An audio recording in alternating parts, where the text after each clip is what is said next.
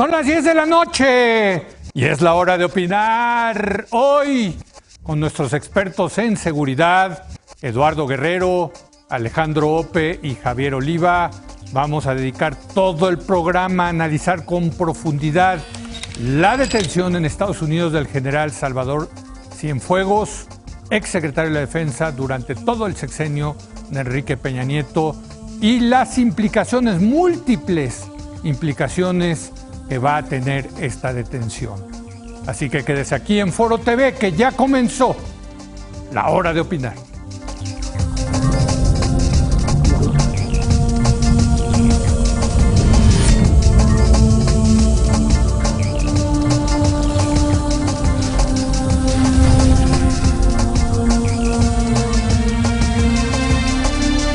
Muy buenas noches. Como parte de la llamada Operación Padrino, fue detenido en Estados Unidos el general Salvador Cienfuegos, exsecretario de la Defensa en el gobierno de Peña Nieto. Está acusado de 3 cargos de narcotráfico y 1 de lavado de dinero. Durante la primera audiencia, la defensa del general solicitó a la Corte una fianza de $750,000 para que pudiera seguir su juicio en libertad, argumentando que si va a prisión, corre el riesgo de contagio por COVID-19 y a sus 72 años está entre la población vulnerable. El juez determinó que Cienfuegos permanecerá detenido durante su proceso y le negó la libertad bajo fianza. Para debatir el tema, saludo vía remota, sana distancia, a nuestros 3 expertos en seguridad. Alejandro Ope, ¿cómo estás? Muy buenas noches. ¿Qué tal, Leo? Buenas noches a Javier, buenas noches, Eduardo. Javier Oliva, muy buenas noches. Buenas noches, Leo. Me da mucho gusto estar nuevamente con Eduardo Guerrero y con Alejandro Ope. Y Eduardo Guerrero. Eduardo, ¿cómo estás? Muy buenas noches. ¿Qué tal, Leo, Javier, Alex? Un gusto. Déjame comenzar contigo, Eduardo. Hay múltiples asuntos que tratar en esta. Es una notición, desde luego, una de las noticias más importantes que hemos tenido, yo digo que en años, pero déjenme empezar con el tema de qué tan creíble es la acusación que le está haciendo la DEA y el Departamento de Justicia al general Cienfuegos. Los he estado escuchando y leyendo a los 3, y déjame comenzar contigo, Eduardo. Tú dices, si el general efectivamente se hubiera metido en el negocio de las drogas, tenía sentido que lo hubiera hecho a través de un cartel chico, de segunda plana, como era el cartel H2, y no con los grandes como el cártel de Sinaloa o el cártel Jalisco Nueva Generación. Sí, en efecto, un poco reflexionando de por qué pudo haberse vinculado el exsecretario con una organización criminal de segundo nivel. Justamente me pareció que ese tamaño moderado y presencia muy acotada del cártel podría permitirle eventualmente al secretario, en caso de que hubiera hecho lo que dicen que hizo, pues realizar intervenciones discretas, puntuales, para ayudar a este cártel a esta pequeña organización más bien de diversas maneras, porque el H2 o los mazatlecos es una organización con presencia regional muy acotada. Parece que sí exporta un monto, digamos, considerable de droga a Estados Unidos, pero sus recursos logísticos, financieros, armamentísticos están muy de lejos de lo que tiene el cártel de Sinaloa o el cártel Jalisco Nueva Generación. ¿Te resulta creíble esta acusación, Alejandro Ope? Mira, me resulta profundamente sorprendente. Si sucedió lo que dice la DEA que sucedió, me resultaría profundamente sorprendente, porque supone que un militar de altísimo rango en el ápice de una larga y exitosa carrera, sin penurias económicas evidentes, decide entrar en una relación de complicidad con un narco de tercera y además decide hacerlo por la vía de una comunicación directa en un medio electrónico no encriptado. Sí, no digo que no sea cierto, pero si es cierto, sí resulta profundamente sorprendente. O sea, te genera dudas. Te genera dudas, digamos. Sí me genera dudas. Yo sí esperaría ver la evidencia concreta, a ver en efecto de qué contienen estas comunicaciones de BlackBerry Messenger que dice la fiscalía que tiene y a ver si en efecto son comunicaciones directas entre el general Cienfuegos y este personaje, el H2, o alguno de los dirigentes o de los lugartenientes de esta organización criminal. Por mí, bien, yo creo que sí habría que partir de un principio de presunción de inocencia, ¿no? Claro, quien tiene que probar es la fiscalía. Uh-huh. Sí, totalmente de acuerdo. Javier, lo cierto es que también se dice que si se atrevieron, si Estados Unidos se lanzó a detener al exsecretario de la Defensa Nacional es porque tiene muy bien preparado el caso en su contra, que no podrían lanzarse a arrestarlo con un caso débil. Sí, así es, Leo. Pero también hay que recordarle a nuestro teleauditorio, y tuve el privilegio de platicar durante días pasados con Alejandro y con Eduardo, que para fortuna mía me tocó la crisis justamente platicando con ellos. Yo sí quisiera señalarlo esto. No sería la primera vez que a la DEA se le cae una investigación, y también respecto de algún caso mexicano. No sería de extrañar tampoco. Sí me parece que en todo caso, dentro del ambiente de las relaciones entre México y Estados Unidos, es una variable verdaderamente grave que genera una crisis, como bien apuntabas, de carácter histórico. Nadie sale ganando, ni siquiera la DEA sale ganando con esto, porque los niveles de confianza y de intercambio de información pues pueden ver afectados, y aquí sí la Secretaría de Relaciones Exteriores por lo menos debiera desplegar una importante presencia consular para apoyar al general Cienfuegos allá en Nueva York, porque desde el principio en que fue detenido se hizo con un trato ciertamente ríspido. Se le pusieron estas esposas en los tobillos, y eso solamente se trata de delincuentes verdaderamente peligrosos que tienen música de iba con su esposa, con sus 2 hijas, con 2 nietas, a todas las retuvieron por unos momentos. Entonces, y ahora negarle también la fianza, y efectivamente siendo Nueva York una de las ciudades con máximo contagio y todavía más las prisiones, me parece que está habiendo un excesivo trato negativo, y no porque se trate de un exsecretario de la Defensa, pero de suyo contiene evidentemente un perfil específico, y que aún adentro de una presión, no quiero pensar cosas malas ni graves, pero corre riesgos evidentemente. Claro. Entonces sí me parece que la autoridad estadounidense, para decirlo menos, está actuando de una manera profundamente descortés, para utilizar, insisto, un término amable, de manera descortés y sin las consideraciones que merece una personalidad de esta naturaleza. Déjame preguntarte, Javier, ¿a ti te resulta creíble la acusación? Y la misma le voy a preguntar ahorita a Eduardo, la misma pregunta. ¿Te resulta creíble o qué dudas te genera? Mira, yo quisiera tomar parte de los argumentos tanto de Eduardo como de Alejandro, en el que coincido. Me parece que una cosa es la presentación del documento, que lo he leído y he estudiado al detalle.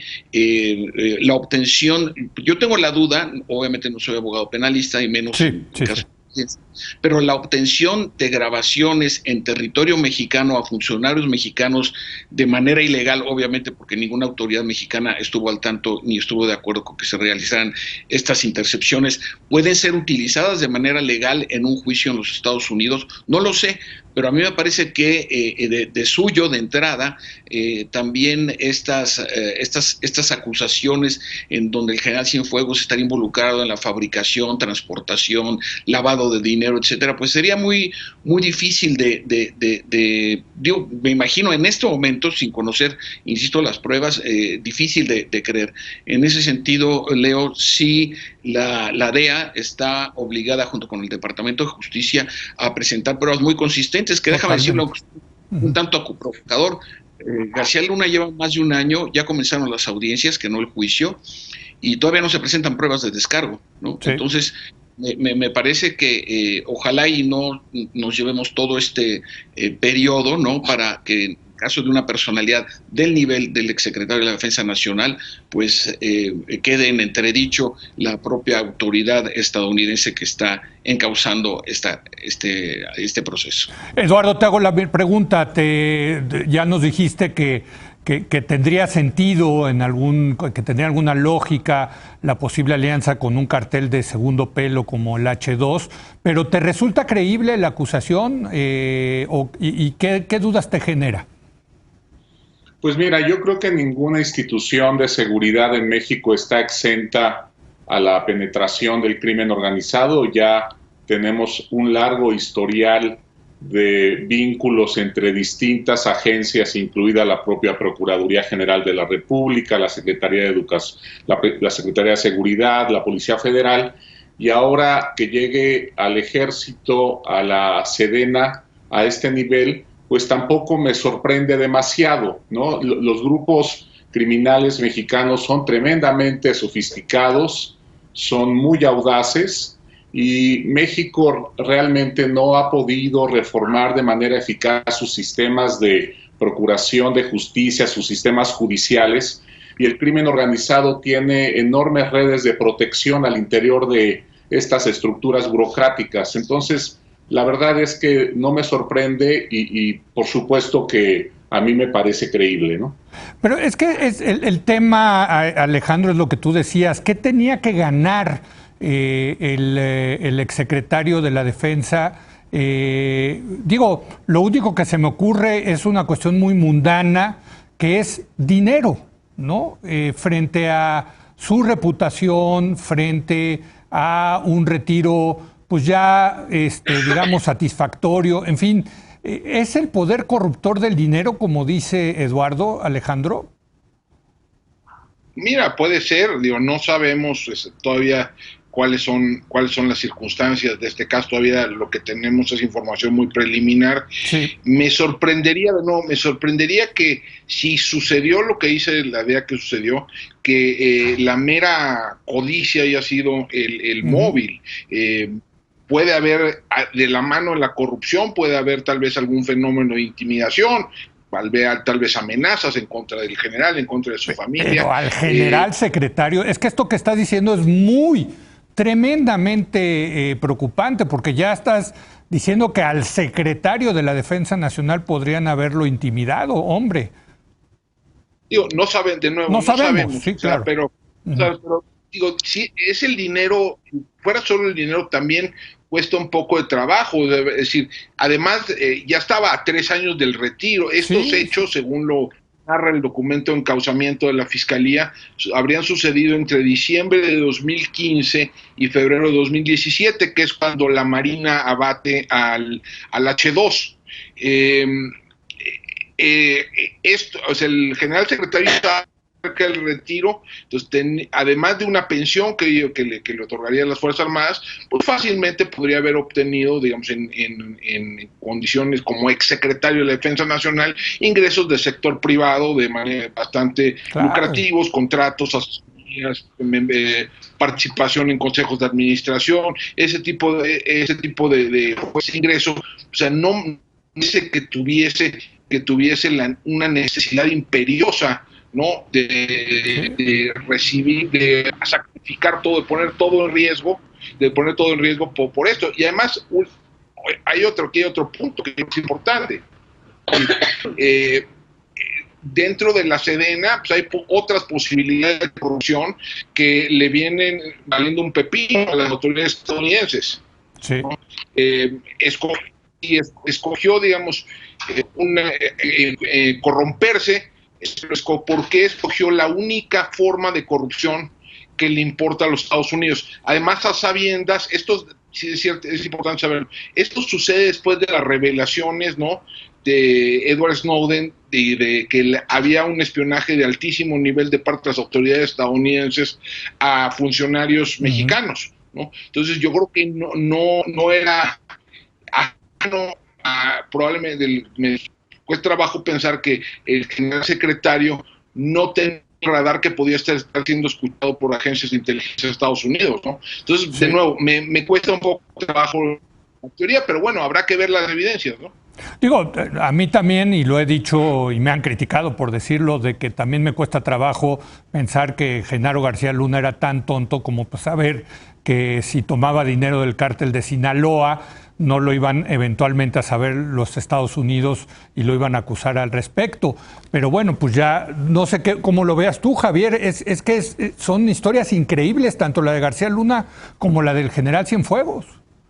No, y además si nosotros estudiamos la línea del tiempo del desarrollo profesional del general Cienfuegos, que hay que decirlo, Salvador, Eduardo, Alex, es de los pocos militares que ha recibido la condecoración por la patria, y esa la reciben muy pocos militares porque se les otorga cuando tienen 50 años de vida profesional, ¿no? Es una banda con blanco.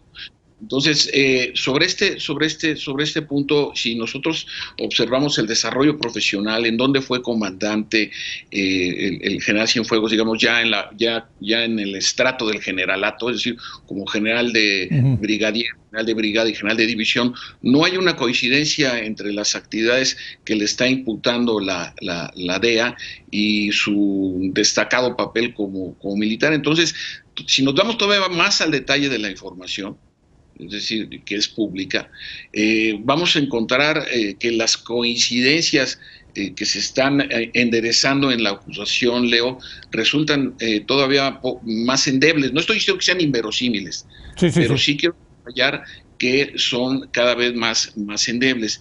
Y aquí el riesgo que se corre es que evidentemente una agencia que tiene una trayectoria tan polémica, que yo recuerdo cuando tú, por cierto, en una de tus columnas, Leo, recomendaste el libro de El legado de cenizas, ¿no? De la historia de la CIA. Las historias de las agencias de inteligencia en Estados Unidos y en el mundo resultan por lo menos polémicas, ¿no? Pero esta en particular tiene una historia muy complicada, y en la relación con México pues han habido intervenciones. Recordemos cuando se metieron y secuestraron y se llevaron a Estados Unidos al doctor Álvarez Machain, que estaba relacionado con el homicidio de Enrique Camarena, ¿no? Por cierto, agente de la DEA, que ahora hay una serie muy polémica en ese entorno. Entonces, regresando al tema del desarrollo de la investigación, de esas cuartillas que se han dado a conocer, sí me parece que de entrada, analizando al detalle fechas, lugares, trayectorias, riquezas, en fin, porque pues todos los secretarios, y más aún los de la Defensa Nacional y de Marina, pues hacen su declaración ante la Secretaría de la Función Pública y son escrutados sin el menor reparo por parte de los medios de comunicación, para empezar mexicanos, ¿no? Entonces, la investigación que vaya a proporcionar esta agencia deberá estar bien sustentada, y no en el dicho del hermano de Zambada, que dijo que había visto y había escuchado que dijeron que. Es decir, los dichos de los criminales no pueden acabar con el prestigio de funcionarios de primer nivel. Entonces, vamos a ver esto, porque la acusación textualmente dice miles de mensajes, miles. Sí. Sí, ahora déjenme entrar al tema de tratar de entender cuál es el mensaje que está tratando de mandar Estados Unidos. Y desde luego, Eduardo, Estados Unidos son muchas cosas, ¿no? Y aquí en particular es el Departamento de Justicia y la DEA. ¿Cómo ves? Porque se están lanzando a detener a un exsecretario de la Defensa Nacional del vecino del sur, con los que hay supuestamente varios canales de cooperación en este tema de la lucha contra el narcotráfico. Mira, más allá de especular lo de las pruebas y eso, que la verdad ahorita me parece un poquito ocioso, Leo, porque no sabemos eso, es mera especulación. Claro. Yo creo que la discusión tiene que ser en los dos escenarios. En el escenario de la culpabilidad, que es tremendo para México, y en el escenario de una acusación falsa, que también es tremendo para como decía Alejandro hace un momento, para la credibilidad, lo dijo Javier, ¿no? Para la cooperación y la credibilidad de las instituciones americanas. Yo más bien, pensando, digamos, en el escenario de la culpabilidad, pues me parece que el crimen organizado, Leo, ha penetrado mucho más de lo que pensamos las estructuras de seguridad y de justicia de México. Un poco lo que esto nos dejaría ver es que nuestra imaginación se ha quedado corta en relación, sobre todo, con el sector militar, ¿no? Yo creo que hay una sacralización de los elementos militares, sobre todo de los directivos militares en México, y quizás esto va a iniciar un movimiento en reversa, ¿no? Yo creo que el buen escenario de esto es que el evento, si es cierto, fuera el desencadenante, digamos, de una gran reforma de largo aliento de las fuerzas militares, que tiene que empezar por su oxigenación. Es una institución tremendamente hermética a la que le falta muchísimo temas de rendición de cuentas, y creo que por ahí debería empezar la reforma, ¿no? Creo que México, además, es uno de los 2 o 3 países en el mundo que todavía sigue colocando a un militar como secretario de Sedena. Creo que eso también tiene que cambiar. En fin, ese sería el mejor escenario, Leo, en caso de que resulte culpable. Si esto es falso, obviamente el golpe a la cooperación entre las instituciones de seguridad de México y Estados Unidos será tremendo y tardará muchos años en recuperarse la confianza para que haya una cooperación como la que teníamos antes, ¿no? Pues Alejandro, coincido con Eduardo, los 2 escenarios, en caso de que sea culpable o en caso de que sea inocente, son tremendos. Sí, sin duda. O sea, es decir, si en efecto la Fiscalía demuestra que el general secretario tiene una relación de complicidad con una organización criminal, pues hablamos ya de penetración a los más altos niveles del gobierno mexicano. O sea, eso sí ya hablaría de la necesidad, ¿no?, de una reforma profundísima a todo el aparato de seguridad y justicia, ¿no? Si es falso, pues sí esto va a suponer una regresión de 30 años en la cooperación de seguridad entre México y Estados Unidos, ¿no? O sea, difícilmente se va a recuperar en el corto plazo lo perdido en estos meses. Y de cualquier manera, yo creo que va a haber una fricción importante. Ahora, la pregunta de por qué la DEA decide actuar de esta manera, mira, no sé, pero déjame plantear una teoría. Yo creo que la crisis de los opiáceos en Estados Unidos y el crecimiento acelerado de las muertes por sobredosis en Estados Unidos y la creciente visibilidad política de ese problema le ha dado un sentido de urgencia al combate al narcotráfico, digamos, entre las élites estadounidenses, que no tenía hace una década. Y le ha probablemente empoderado a la DEA en la relación con el exterior, por encima, digamos, del Departamento de Estado. A mí me comentaban amigos estadounidenses que previsiblemente en otras circunstancias una detención como la del general Cienfuegos probablemente hubiera sido procesada por hubiera en un proceso interagencial, una revisión interagencial, donde se hubieran considerado diversas implicaciones de una detención políticamente sensible como esa. Sí. Lo más probable que en estas circunstancias, añadido al caos, ¿no?, al caos administrativo del gobierno de Trump, la DEA haya operado de manera mucho más libre que en otras circunstancias. Entonces yo creo que, digamos, es el sentido, la crisis de los opiáceos generando un sentido de urgencia, empoderando a la DEA y llevándola a tomar pasos para lo que desde su perspectiva es romper las redes de complicidad que supuestamente protegerían al narcotráfico mexicano y permitirían los flujos crecientes de drogas a Estados Unidos. Déjame preguntarte, Javier, en estos 2 escenarios, en el escenario de que efectivamente se compruebe la culpabilidad del general Cienfuegos o en el escenario de que resulte inocente. Esto es un terremoto, ambos escenarios para el ejército mexicano que tú conoces muy bien. Platícanos de eso. ¿Cuáles serían las implicaciones dentro del ejército en estos dos escenarios, Javier? Bueno, en efecto, coincido, cualquiera de los dos escenarios de un sacudimiento histórico, y quiero utilizar la palabra con toda propiedad.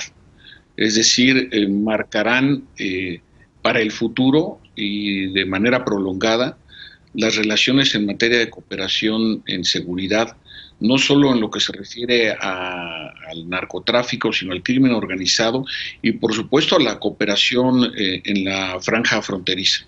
Esto es muy, muy importante señalarlo, Leo.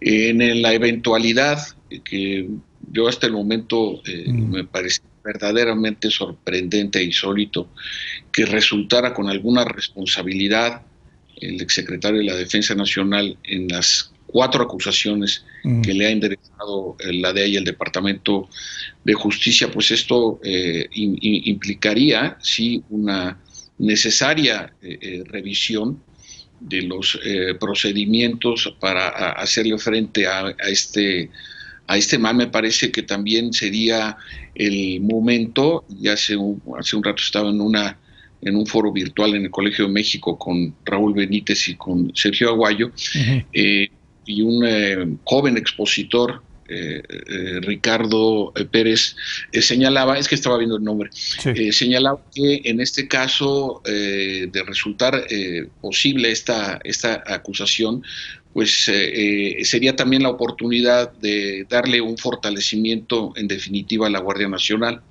para que se hiciera cargo directamente de la confrontación y control al crimen organizado y de manera gradual, como se ha pretendido desde hace varios años, esta no es idea mía, estoy citando a quien es la idea, de ir regresando a las Fuerzas Armadas, en este caso predominantemente al Ejército Mexicano, a las labores propias de la seguridad nacional y la seguridad exterior de la Federación. Por ejemplo, eso me parece que es algo muy interesante a discutir. Por lo que hace a lo que si fueran acusaciones sin sustento, acusaciones, voy a utilizar un término un poco fuerte, si fueran acusaciones fabricadas, ¿no? Fabricadas a modo, yo por un lado no descartaría que la DEA se vería en una situación, en un verdadero predicamento en términos de su funcionamiento dentro del Departamento de Seguridad Interior. Es una de las 17 agencias que integran la Comunidad de Inteligencia y de Seguridad. Solamente están fuera el FBI, la CIA y el Sistema de Inteligencia Militar. Todas las demás agencias las controla el Departamento de Seguridad Interior. Sí. Entonces, se refiere a la lucha contra el crimen organizado, en particular el tráfico de drogas, que es el objetivo de la DEA, pues tendrían que revisarse de manera seria y profunda.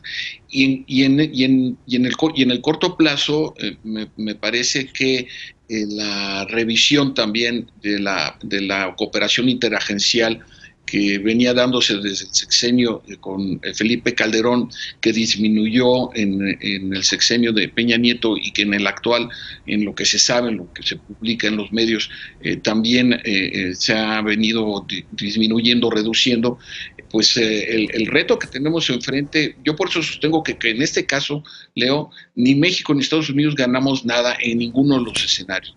Esto es una suma cero, y que si los estadounidenses creen en sus agencias que nosotros de manera unilateral les vamos a seguir poniendo los muertos, la sangre, el miedo, vamos a seguir comprando armas, me refiero, vamos como conglomerado, produciendo drogas, importando precursores químicos desde China, para evitar que, como decía Alejandro López un momento, lo que le llaman ellos la epidemia del fentanilo, siga sin control.